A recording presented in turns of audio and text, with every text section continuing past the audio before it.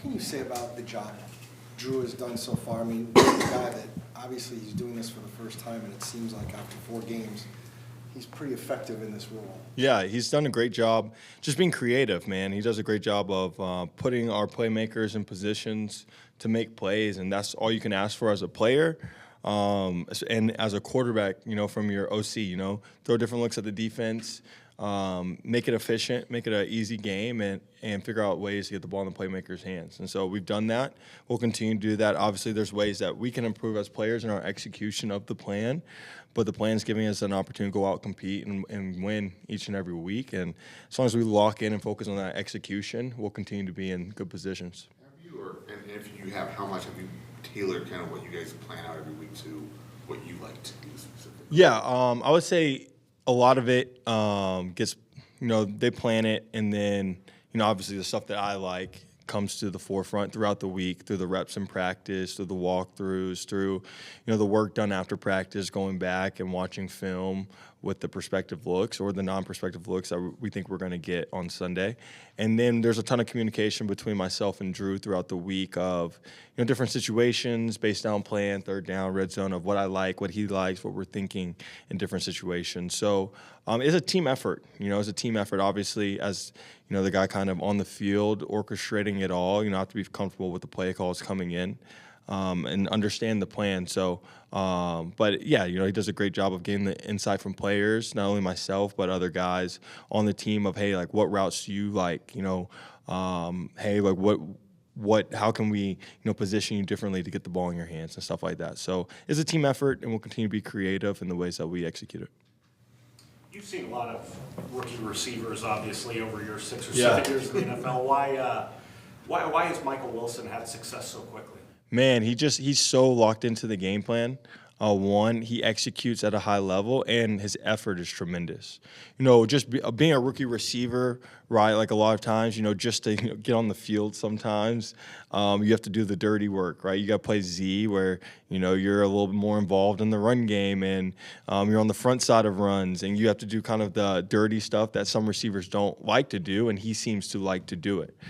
He executes that very well, and then that puts him in position in the pass game to be a viable target. So he's done a great job winning his one-on-ones when he's had them, and done a great job of in zone coverage, understanding what looks the defense is throwing at him, and getting to the right areas to find different holes in coverage. And he's becoming a really good target week in and week out. So I've been impressed to see his growth. I think I said it a couple of days ago.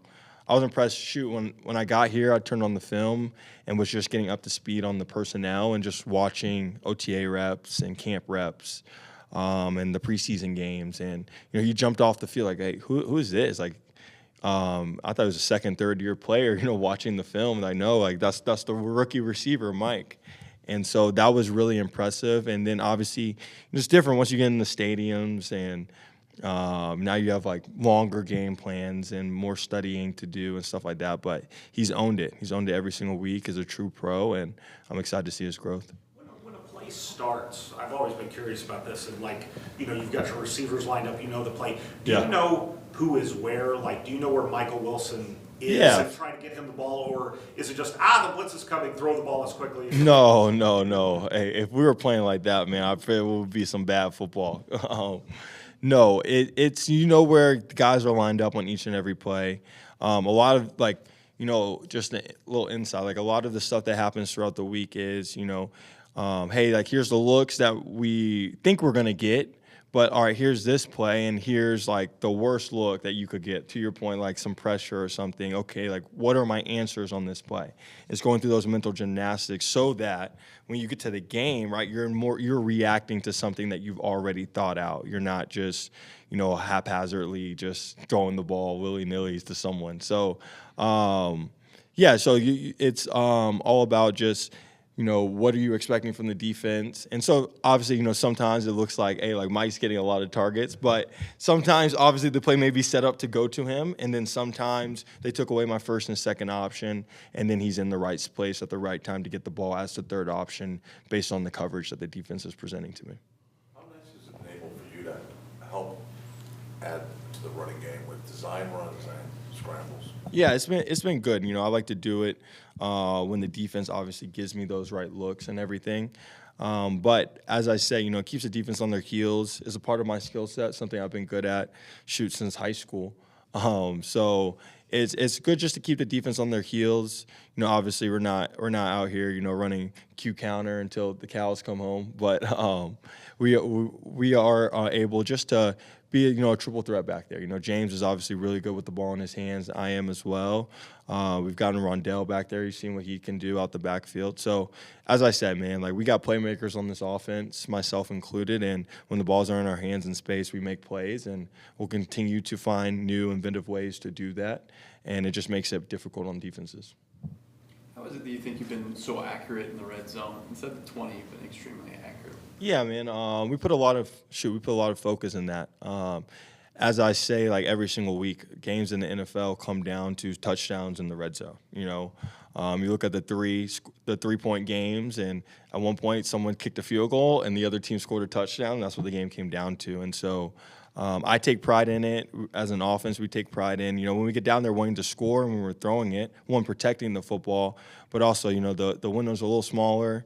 You know, everything happens a little faster down there. So just understanding the defenses and being able to anticipate where the guys are going to be. So obviously, yes, you know, I have been, but I will say, like, the receivers are doing a great job of being where they're supposed to be on time, and that helps as well to being efficient in the red zone, scoring touchdowns down there, being accurate in the red zone. So it's a team effort. Obviously, you know, the stat sheet may show the quarterback's extremely accurate, but the receivers got to be there on time. And so the guys have done a great job of that. You know, Friday's red zone day, and we've locked into that plan each and every week. And you know, we'll continue making a point of emphasis. You know, we felt last week if we got down there once, kicked a field goal, wanted to score a touchdown, then we stalled out just outside the red zone, but you know, we felt like if we scored touchdowns on both those drives, it's a different game. So we take pride in, you know, when we do the hard work of getting down there, you know, let's score touchdowns, and so we'll continue to build on that performance. Do you feel like after 4 games that you're now at a place with these receivers, understanding their tendencies, what they like?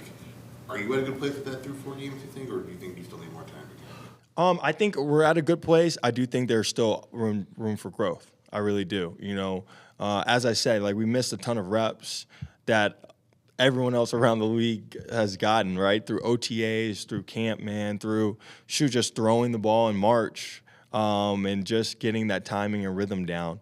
And so we've missed time. We've caught up on a ton of that time, and it's shown in the growth that we made over the weeks. But there's still a lot of room for growth, right? Just understanding different situations that can occur throughout the game, or different matchups, or whatever the situation is. There's a lot of things that, you know, we haven't seen that we will see. And so we'll try to simulate them as much as practice to be prepared. But I do think there's more steps that we can take in improving. And so that's what we're working hard every single day, man. And we'll continue to show those steps throughout the weeks. In the grand scheme of things, you've only been here 5-6 weeks. In some ways, it feels like a really long time. Does it feel like a long time to you? Does it feel like, oh, I just got here and... Probably a mixture of both. When I'm in the complex, it feels like I've been here for like a year and a half. When I leave the complex, it feels like I'm still trying to get everything under wraps. It feels like I just got here. So, yeah, like I just, you know, found a, you know, a more permanent place to live yesterday. So it's been a process, but yeah, I've really just focused like on the stuff in the complex. I feel like I've been here for a while, man. Just being able to, you know everyone's names now, right? And know your teammates.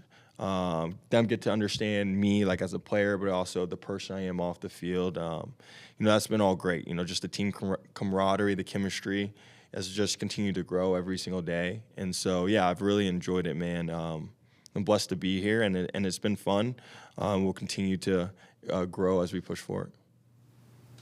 Big-time star and kind of your counterpart this week. I mean, you ever think about, you know, facing the likes of Burrow and you kind of being the other quarterback in that matchup? And we look at this Bengals team. Yeah, the Bengals team, you know, I've been in the AFC North for a while. You know, I'm obviously not on the field when Joe Burrow's on the field. If that happens, we got bigger fish to fry out there. But, yeah, you're obviously aware of what the other offense and the firepower that they have and that they've shown over the last several years. And so, but, you know, we got to do our job, and we're going against their defense, which is a strong, stout group. that can be aggressive, try to get you behind the sticks. And so, it comes down to execution. We got to go out, and they're going to throw a lot of looks at us on different downs, and we have to have answers and be able to execute and stay ahead of the sticks. So, obviously, being in Cleveland and then being in Pittsburgh before that, I've seen this group over the last couple years, and I've been impressed with the growth that they've had. They went to the Super Bowl and made a deep playoff run last year, so they played a lot of really good football, and so we'll have to match their intensity this weekend.